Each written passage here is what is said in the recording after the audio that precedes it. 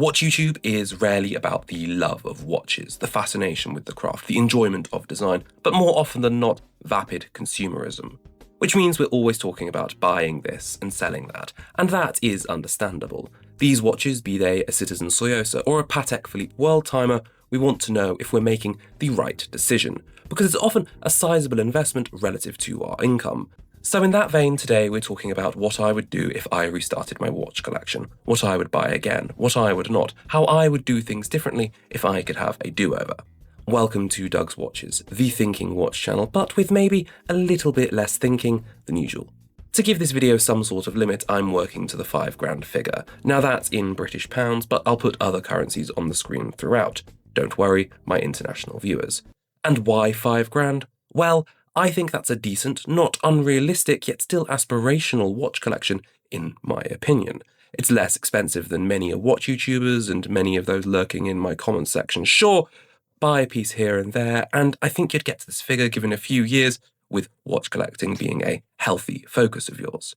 It also happens to be what my collection vaguely sits at, so a logical place to start if nothing else. So where do you begin your watch collection? Well, you could pick out one expensive watch and go from there, but I'm going to turn to my watches and ask what I would actually not just keep, but buy again. And first up, it's my Casio G-Shock 5600. So that's £60 and another £2 for a NATO strap adapter, leaving us with a remaining budget of £4,938. Now, why would I buy this again? Well, it's simple. All watch collections, in my opinion, need a rough and tumble watch. The G-Shock is perfect for this. It's an icon, and on a NATO strap adapter like mine, I think it marks you out as a watch collector to other like-minded people if you're worried about not being seen as one. But also, it makes it a more versatile and, importantly, fun piece, which I think we often forget.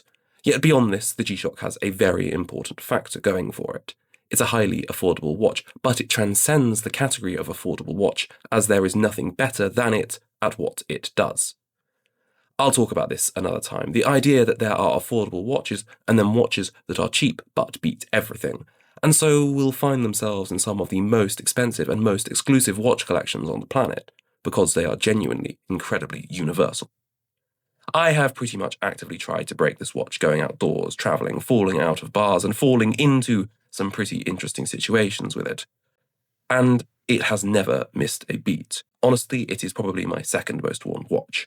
At 42mm, it is a large watch, and it looks even larger with its square shape. Sure, I have increased the height profile of mine with the NATO strap, as you always do, increasing it from 13.4mm to basically 17mm. Now, often I would complain about this, call it top-heavy and hard to slip up a sleeve, but it is a G-Shock.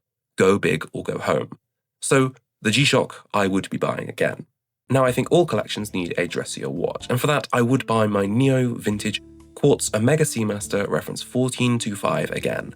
I got this for about £300, and that would leave us with £4,638 in the total budget.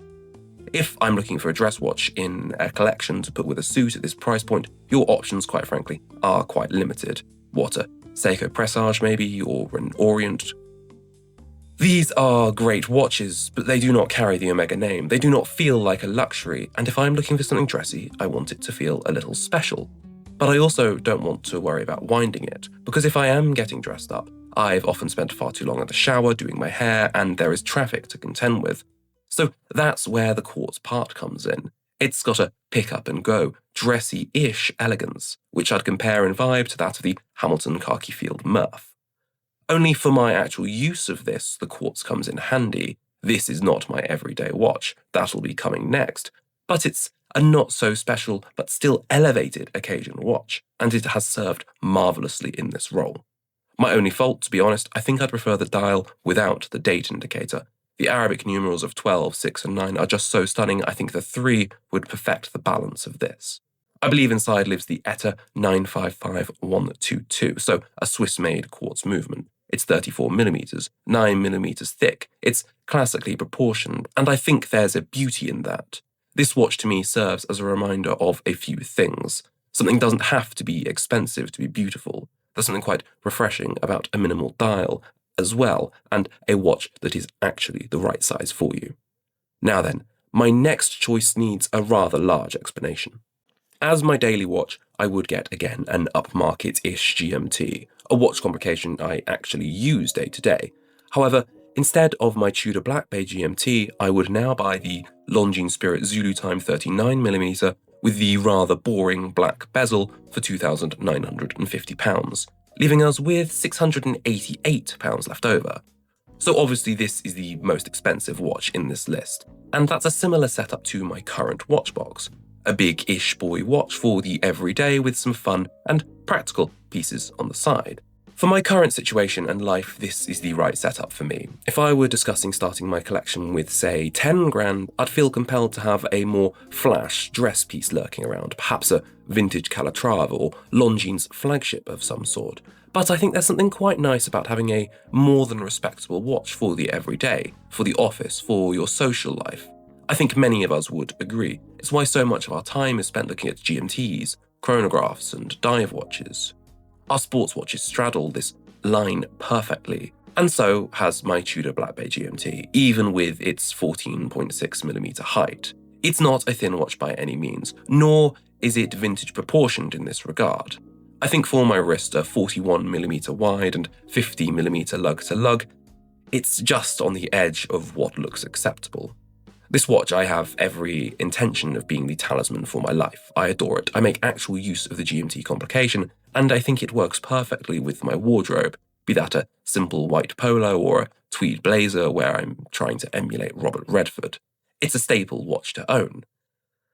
But when I bought this, the sizing worked a little better, because in the past year I have dropped a little bit of weight, and it has really come off my wrist quite noticeably, well, to me at least. Meaning that a watch I dismissed a few years ago now re-enters into the fray. When I bought my Black Bay, it really was a toss-up between the Longines Spirit Zulu Time GMT, in its green or blue variant, or the Black Bay GMT.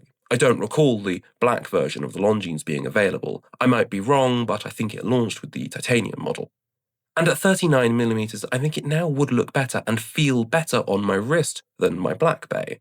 That doesn't mean I'm going to switch to it. I love my Black Bay. However, having spent a considerable amount of time with both watches, I think the two have incredibly similar merits, and the Longines in regards to the bracelet at least, potentially superior finishing. And yes, comment section. If I want a smaller GMT from Tudor, there is now the Black Bay 58 GMT. However, one of the main reasons I discounted the Longines was for the blue and green option. The colours didn't seem versatile enough to be my everyday watch. And the Coke gilt combination equally does not sit as right with me. And I hesitate to say it, but I think it looks less like a vintage watch to me and more so like a dirty one.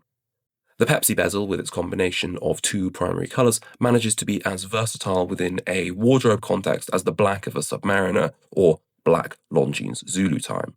So if I were restarting my collection, I'd still get a GMT, but the Longines this time because the right colour option is there and my wrist is now that little bit slimmer. It is a nice problem to have. Now then, an affordable pick.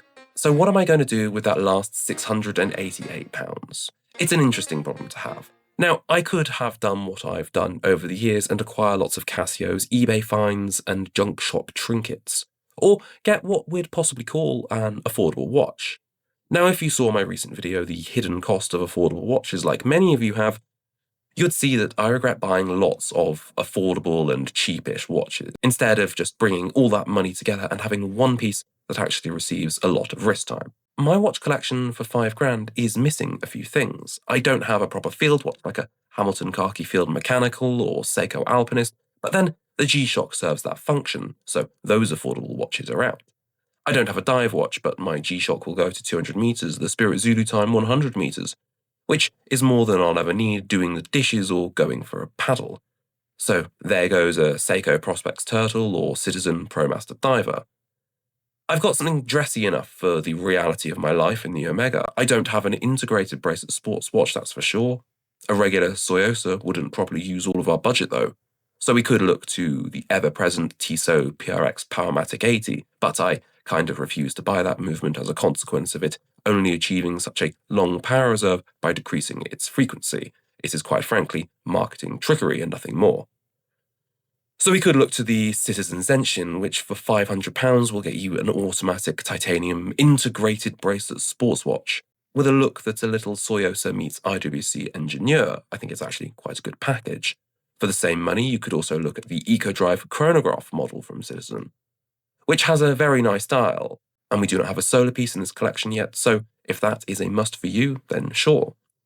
And if we're going down this route, the Seiko Prospect Speed Timer is often on my mind as well. £300 used or 660 new, these seem like exquisitely valued vintage Daytona-esque watches, but none of these watches are what I would buy. I would still buy one watch, but I'd commit to something fun and a little bit different. We have a sensible upmarket everyday watch in the Longines Spirit Zulu Time, a beta in the G-Shock, and something more dressy but still versatile in my Omega. But what we're lacking here is a bona fide dress watch, something truly for the special occasions. And for the price point that we're looking at, I'd have to get something from a micro brand if I were buying new instead of vintage or used. And there are a lot of options in the micro brand space these days. I've recently put my watch shopping list for 2026 to paper, and out of the 10 or so options, most were from micro brands. Do keep an eye out for that video.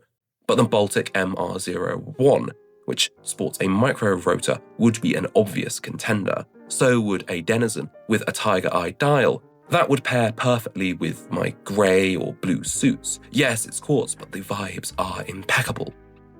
But in a perfect world, I would get the Laurier Zephyr, a tonneau-cased watch sporting a Miyota movement, a guilloche dial, and an Art Deco vibe that somehow manages to not copy Cartier. That is truly impressive stuff.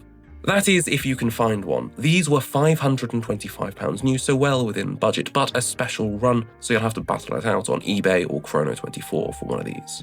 As ever, thanks for watching. If you like my work, do consider becoming a channel member. You'll get an extra video each month and a few other perks. If not, remember to like and subscribe before you go. It helps me out just that little bit.